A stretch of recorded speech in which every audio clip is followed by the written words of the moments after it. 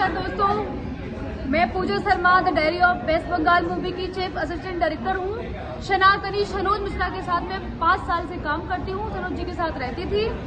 इसी बीच हम दोनों में झगड़ा होता है और उनका कट्टर दुश्मन जो हिंदुत्व के नाम पे ठग करता है, वसीम रिजवी, उसने मुझे बहुत भड़काया क्योंकि हमारे और सनोज मिश्रा जी के बीच काफी टाइम से झगड़े चल रहे थे।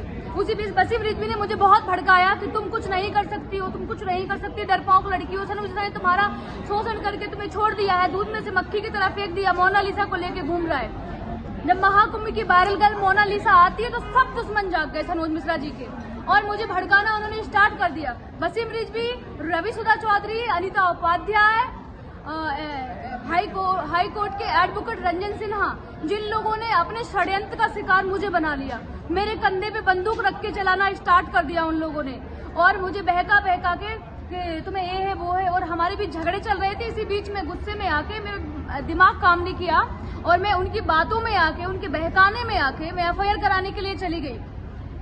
जब अनीता उपाध्याय ने मुझे बुलाया, भाई उन लोगों ने भाईचारा किया, बहन बना लिया, बहुत इमोशनली मुझे ब्लैकमेल किया। जब मैं अपनी FIR लिखने के लिए गई तो जो चीजें मैंने नहीं लिखी उन लोगों ने एक्सपर्ट को देके वो चीजें लिखवा दी और वो उस चीज में लिखवाई कि सनोज मिश्रा के खिलाफ झूठी 376, 554 की भी धारा लगवा दी। जब मैंने बोला कि जूस वाली बात, तो दीदी मेरे साथ ऐसा कुछ नहीं हुआ मैम, क्यों आपने लिखवाया? तो उन्होंने बोला कि आप शांत रहिए, मैं एडवोकेट हूँ, आप मुझसे ज्यादा नहीं जानती हो और तुम्हारा केस मजबूत हो जाएगा। मजबूत के नाम पे मुझे 164 के बयान के लिए वो कोर्ट ले गई। कोर्ट ले जाने के बाद जब हमारी FIR हो जाती है, 164 के बयान हो जाते हैं और जब मुझे अपनी गलती का एहसास होता है तो मैं जाती हूँ कि अनीता मैडम मुझे अपना मुकदमा वापस लेना है।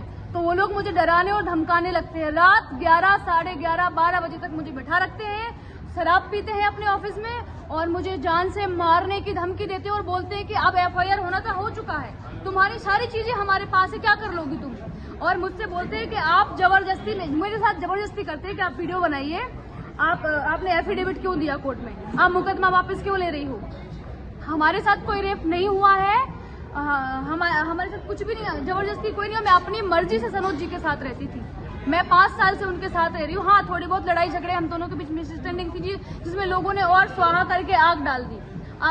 इन सब चीजों के पीछे बैठा हुआ है वसीम रिजवी, वही आग लगवा रहा है और वही सब कर रहा है। इतना बड़ा षड्यंत्र रचा, मुझे भी फंसा लिया और सनोज मिश्रा को जेल भिजवा दिया। यहाँ तक कि एफिडेविट मैंने हाई कोर्ट में दिया, 30,000 कोर्ट में दिया कि हमारे बीच जो मिसअंडरस्टैंडिंग थी, मैं अपना इनको बेल मिल जाए, इस चीज से हमें कोई दिक्कत नहीं है। फिर भी नहीं हुआ क्योंकि उस षड्यंत्र के पीछे बहुत बड़ा हाथ है, बैठा हुआ है वसीम रिजवी। सनोज बिल्कुल निर्दोष है, उसने मेरे साथ कोई रेप नहीं किया और आज पूरे ऑल इंडिया में उसको बदनाम करने की इतनी बड़ी साजिश थी, पूरी दुनिया में उसकी न्यूज चल रही है। 1 घंटे पहले ABP न्यूज से लेके सारे चैनल में उसकी न्यूज चल रही है। तो ये सब झूठ है, ये सब षड्यंत्र था वसीम रिजवी का। मुझे भी षड्यंत्र में फंसा लिया और मेरे साथ कुछ भी हो सकता है। ये लोग मुझे जान से भी मार सकते हैं, मेरे साथ कुछ भी हो सकता है और मुझे इन सब चीजों से मैं बहुत परेशान हूँ।